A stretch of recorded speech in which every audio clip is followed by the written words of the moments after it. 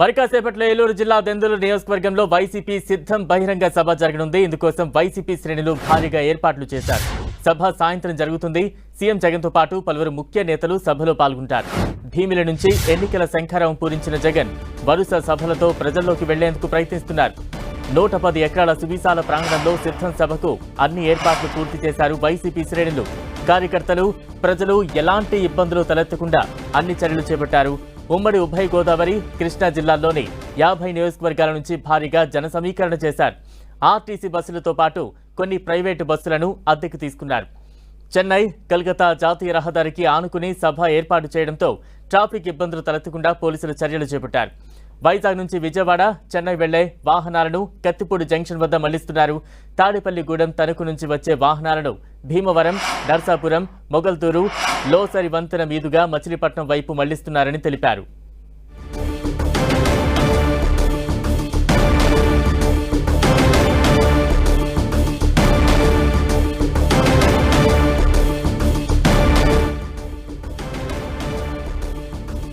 నెల్లూరు నుంచి వైజాగ్ వైపు వెళ్లే వాహనదారులు ఒంగోలు వద్ద డైవర్షన్ తీసుకోవాలి.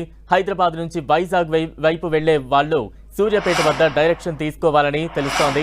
ఇలా మరికొన్ని చోట్ల కూడా ట్రాఫిక్ డైవర్షన్లు ఏర్పాటు చేశారు. ప్రజలందరూ గమనించి అప్రమత్తంగా ఉండాలని పోలీసులు సూచించారు. ఏలూరు సిద్ధం సభకు సంబంధించి మరింత అప్డేట్స్ మా ప్రతినిధి శ్రీనివాస్ అందిస్తారు. శ్రీనివాస్,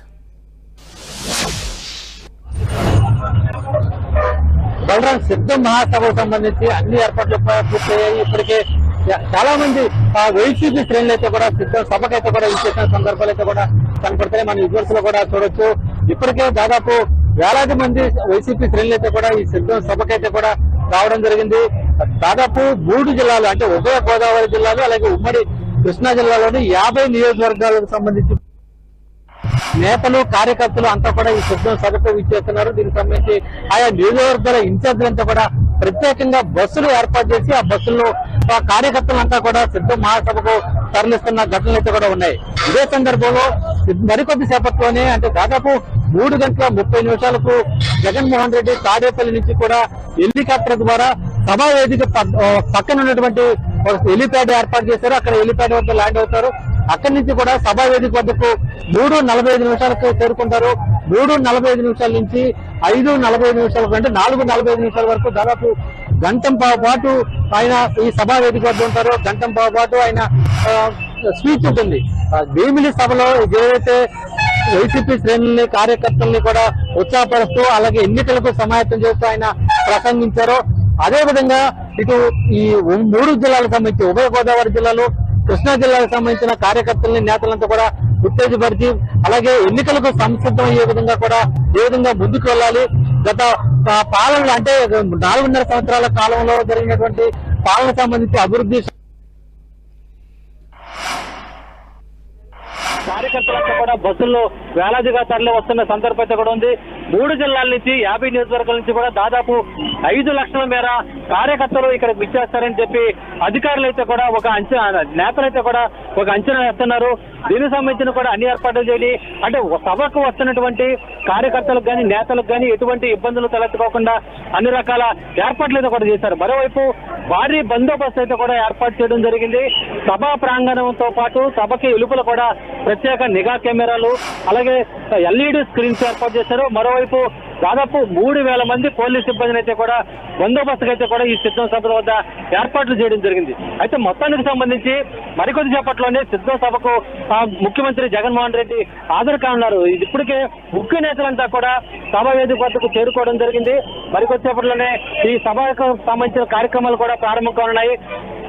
ఎవరైతే కార్యకర్తలు వస్తున్నారో వాళ్ళని ఉత్తేజపరిచేందుకు సాంస్కృతిక కార్యక్రమాలు కూడా ఏర్పాటు చేశారు. మరోవైపు ముఖ్యమంత్రితో పాటు డయస్ మీద మొత్తం 249 మంది ఆశలు అయ్యే విధంగా కూడా సిట్టింగ్ పెద్ద డయస్ మీద ఏర్పాటు చేయడం జరిగింది.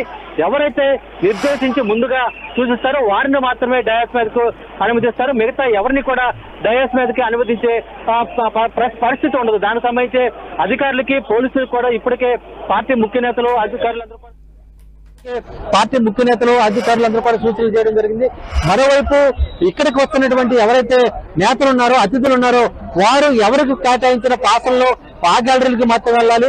సాధారణ కార్యకర్తలకు సంబంధించి ప్రత్యేకంగా గ్యాలరీలు ఒక చోట, విఐపీలు ముఖ్య నేతలకు సంబంధించి మరో చోట గ్యాలరీల కింద ఏర్పాటు చేశారు. దాదాపు 60,000 మంది కూర్చుని వీక్షించే విధంగా సిట్టింగ్ ఏర్పాటు చేయడం జరిగింది. మరోవైపు ఒక పెద్ద డయాస్తో పాటు ఆయన సీఎం వాకింగ్ చేయడానికి సంబంధించి కూడా 4 వైపులా వాకింగ్ చేసే విధంగా ఒక ఫ్యాన్ ఆకారంలో కూడా డయాస్ ఏర్పాటు చేయడం జరిగింది. అంటే సీఎం సభ ప్రారంభానికి ముందే కార్యకర్తలందరికీ కూడా Right. అభివాదం చేస్తూ అందరినీ